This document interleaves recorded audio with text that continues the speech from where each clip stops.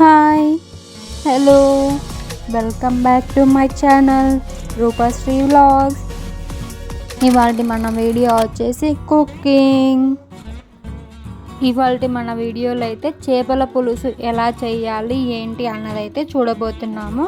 First అయితే చేపల పులుసుకు కావాల్సిన పదార్థాలు వచ్చేసి చేపలు, ఉప్పు, నువ్వులు, అల్లం, వెల్లుల్లి, చింతపండు, నిప్పులపై వేయించుకున్న ఆనియన్స్, కారము, జీలకర్ర, ధనియాల పొడి, అల్లం వెల్లుల్లి పేస్ట్. ఇప్పుడైతే మనము చేపల పులుసు కావాల్సిన పదార్థాలు అయితే చూసేసాం కదా. నెక్స్ట్ ప్రాసెస్ ఏంటి అని చూడబోయే ముందు ఇంకా నా ఛానల్ని ఎవరైనా సబ్స్క్రైబ్ చేయకపోతే please subscribe to my channel Roopashree vlogs. Don't forget to subscribe. ఇప్పుడైతే మనము చేపల పులుసు కావాల్సిన గ్రేవీ కోసం అయితే ఇప్పుడు ఒక మిక్సీ జార్ తీసుకొని అందులో కారం వేసి, ఉప్పు, అలాగే అల్లం ముక్కలు, మనం ఇందాక కట్ చేసి పెట్టుకున్న అల్లం ముక్కలు, వెల్లుల్లి రెబ్బలు, అలాగే చింతపండు, నువ్వులు తీసి పెట్టుకున్నాం కదా అవి. నెక్స్ట్ అయితే కొంచెం జీలకర్ర వేసుకోవాలి. దాని తర్వాత మనము వేయించి పెట్టుకున్న ఆనియన్స్ ఉన్నాయి కదా అవి ఇలా కొంచెం చిన్నగా అయితే కట్ చేసేసి మనం మిక్సీ జార్లో వేసుకోవాలి. అలాగే కొంచెం ధనియాల పొడి వేసుకొని మిక్సీ అయితే పట్టేసుకోవాలి. మొత్తం అది మెత్తగా అయ్యేంత వరకు అయితే మనం ఇలాగ వీడియోలో చూపిస్తున్నట్టుగా మొత్తం గ్రేవీ కోసము మిక్సీ అయితే మొత్తం పేస్ట్ చేసేసుకోవాలి ఇలాగా.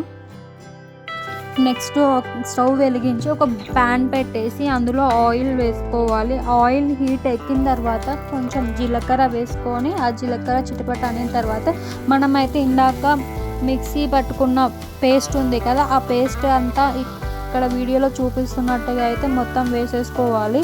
వేసేసుకొని అది మొత్తం ఇలాగా వీడియోలో చూపిస్తున్నట్టుగా మొత్తం కలిపేసుకోవాలి. మొత్తము అది అడుగు అంటకుండా అయితే మనం మొత్తం ఇలా కలుపుతూనే ఉండాలి కొద్దిసేపు. దాని తర్వాత మనము కొంచెం అయితే వాటర్ వేసుకోవాలి. చూడండి ఇక్కడ వీడియోలో చూపిస్తున్నాను కదా అలాగా మొత్తం ఇలాగ పేస్ట్ అయితే మొత్తం కలిపేసుకోవాలి. తర్వాత కొంచెం టేస్ట్ కోసం, కలర్ చేంజ్ కోసం పసుపు అయితే వేసుకోవాలి. ఆ పసుపు వేసుకున్న తర్వాత కూడా ఇట్లే మొత్తం మిక్స్ చేసేసుకోవాలి. ఆ గ్రేవీ అనేది కొంచెం కలర్ చేంజ్ అయిన తర్వాత వాటర్ వేసుకోవాలి మనం పులుసు గ్రేవీ కోసము. సో చూడండి ఇక్కడ వీడియోలో చూపిస్తున్నాను కదా అలాగా మొత్తం వాటర్ పోసిన తర్వాత మొత్తం ఇలాగ కలుపుకోవాలి. ఇంకా నా ఛానల్ ఎవరైనా సబ్స్క్రైబ్ చేసుకోకపోతే please subscribe to my channel Roopashree vlogs. చూడండి ఇలాగా మొత్తం అయితే ఇలాగ కలుపుకోవాలి. కొద్దిసేపు అయితే మూత ఉంచి ఇట్లా మొత్తం మరలే వరకు అయితే చూసుకున్నాము. అది గ్రేవీ అనేది కొంచెము మనకి బాగా వాటర్ కాకుండా పులుసులాగా వచ్చేంత వరకు అయితే మనం ఇలాగ మగ్గు పెట్టుకోవాలి మొత్తము.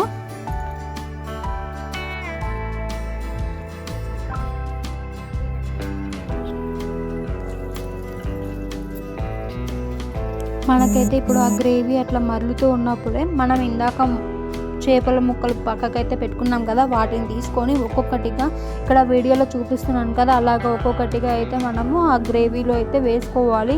అలా వేసుకున్న తర్వాత ఆ ముక్కలన్నీ పులుసులో అంటుకోవాలి కాబట్టి ఒక స్పూన్ తీసుకొని వాటిని మొత్తంని ఇలాగ కలుపుకోవాలి. ఇక్కడ వీడియోలో చూపిస్తున్నట్టుగా వాటిని అయితే ఫోర్స్గా అయితే కలపకూడదు గట్టిగా, మళ్ళీ లేదంటే ఆ ముక్కలు అనేటివి కొంచెం విరిగిపోతాయి. సో ఇలాగా మనం మూత పెట్టేసి ఆ ముక్కలు అనేటివి ఇలాగ ఒకసారి మరలిపోయేంత వరకు అయితే ఉంచుకోవాలి. అట్లా మరిన తర్వాత ఏమో స్టవ్ ఆఫ్ చేసేసుకోవాలి.